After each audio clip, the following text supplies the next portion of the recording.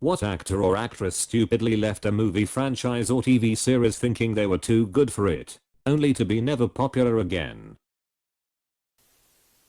George Lazenby has to be the top answer. Dude with zero acting experience lands the role of James Bond after Sean Connery, and was offered a multi-film deal to be Bond for the foreseeable future. Then, his agent just totally misguides him, telling him both that it's the summer of love and nobody is going to keep wanting to see spy movies about killing people, but also that, since he'd already appeared in a film, he could ask for whatever he wanted and they couldn't turn him down. They brought Connery back for a film instead, and Lazenby's acting career basically ended on the spot. Yeah, but Lazenby also hated how much the studios tried to dictate his life during and outside shooting. He didn't embody the Bond visage in his day-to-day life. Not to mention Peter Hunt basically used and abused him during filming for the first one. Like straight up said we could kill him in a stunt and replace him tomorrow if needed. I like to think, even if Lazenby would have continued he would have left for the same reasons Connery left in the first place. Chuck Woolery left Wheel of Fortune, only to see Pat Sajak host it for over 40 years. And Pat Sajak only worked, like 4 days every 2 months. What a dream job. Several of the actors of MASH left early to make it big, none of them really did. Radar left and did a lot of stage work. I assume he never really needed to work again after 8 years on MASH. The only person who really seemed to have a career after MASH was Hawkeye. Crystal Reed from Teen Wolf. She was so certain she was done she had them kill off her character only for her career to flop outside of Teen Wolf and / 10 years later would come back and have them revive her character for the movie. You left Melrose Place to do a movie with Carrot Top. Calculon. It's not his fault they upgraded him to Windows Vista and it ruined his thumping processor.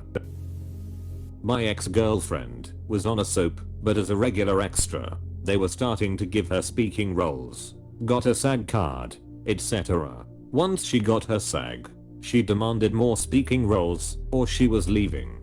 She never got another role after that.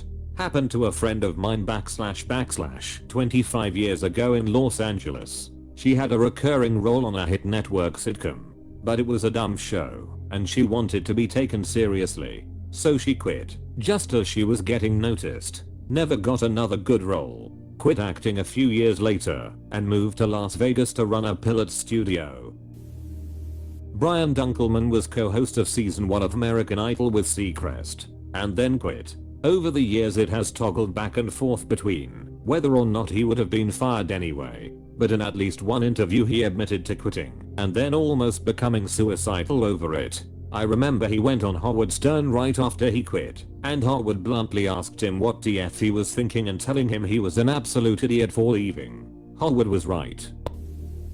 Marcus Chan was Tank in The Matrix, main character in a huge franchise. He had all of these big ideas about how the movie should be done and how his character should progress. That's fine, but he wouldn't stop pushing them on the directors and producers. When it came time to make Matrix 2 he was not invited back. Dude could have literally just shut up, been cool and thankful, and made huge bank and a bigger career. I don't know if the following is true, but I seem to recall him asking for $1 million per film to return for the sequels because Tank was such an integral character, in Marcus' opinion. Then the studio said fuck that, hired Harold Perrineau, and killed Tank off via a couple lines of dialogue.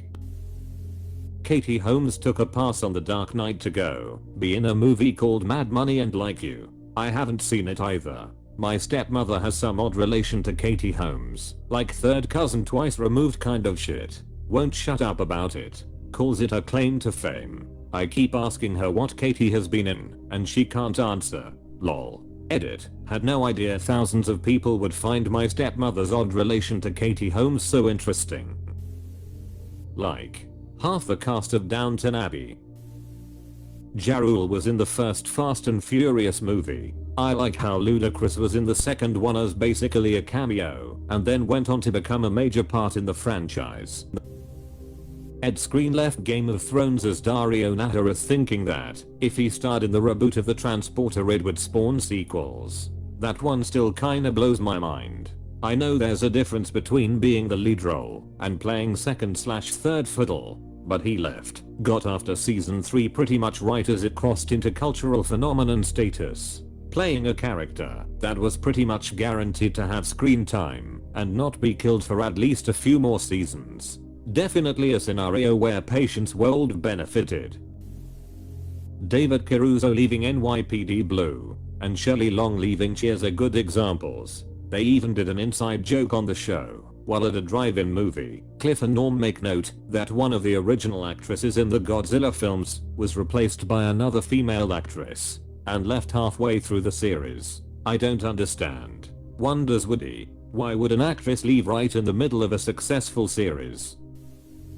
Late to the party, but Stuart Townsend was the original casting for Aragorn in the LOTR movies. But during pre-production and rehearsals he refused to practice things like swordplay, horse riding, action choreography etc. Always responding "you'll get it on the day." Peter Jackson decided he couldn't work with him. Viggo is brought in literally on the first day of shooting, and the rest is history. Thank Viggo's son Alex for pushing him to take the role. His son is a huge LOTR fan and thought it would be cool for his dad to play Aragorn. He pretty much did it for his son.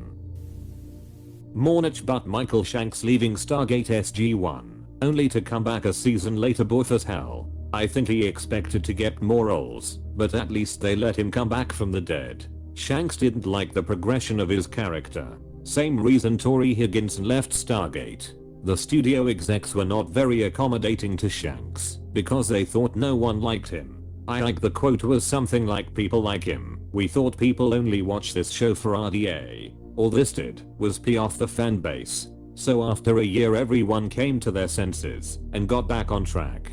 And yay, he was more buff than RDA lol. Chad Michael Murray on One Tree Hill. He was in a Cinderella Story with Hilary Duff too. Love that movie lol. Valerie Harper left her show Valerie and they replaced her with Sandy Duncan. That show is where I first saw Jason Bateman as a kid. Not an answer, but an interesting side note. Matt Damon turned down the lead role in Avatar. James Cameron wanted him so badly he offered him 10% of profits, but Damon still said no. Film made billions, losing Matt Damon around $250 million. Matt Damon has addressed this in interviews. He said that he liked the role, but that he needed to be available for post-prod for Burn Supremacy and the schedules conflicted. But he also said that in doing so he thinks that he turned down more money than anyone else he knows lol. Leo DiCaprio almost missed out on Titanic because he didn't read 4 parts. James Cameron said something along the lines of, "Okay, thanks for coming in." Leo responded along the lines of, "Wait, if I don't read I don't get the part?" And Cameron explained he'd be working on the film in post for several years after Leo was done filming, and he wasn't going to take the risk of casting the wrong person just because he was popular. Not quite your question, but I found it interesting. Leo's career could have been derailed if he didn't immediately humble himself to a screen chemistry read with Kate. Nina Dobrev left The Vampire Diaries and Megan Boone left The Blacklist, and I haven't seen either of them in much since. I'm so puzzled by Nina Dobrev. I'm sure she had her share of scripts/offers, but she's not really been in anything. Lassie Chabot left Family Guy and was replaced by Mila Kunis, who has made bank between new episodes and syndication. She sounds like someone who's about to give up a huge opportunity. McLean Stevenson from MASH. Edited for format. Another one I was coming to add. After a string of high-profile flops, Stevenson famously lamented, "I thought people loved McLean Stevenson. Turned out they loved Henry Blake." Remember when Katherine Heigl was nominated for an Emmy, and she withdrew herself from the nominees because she felt the writing hadn't been good enough? I feel like her career never recovered from that. She also went on to say she didn't like the film Knocked Up, which she starred in.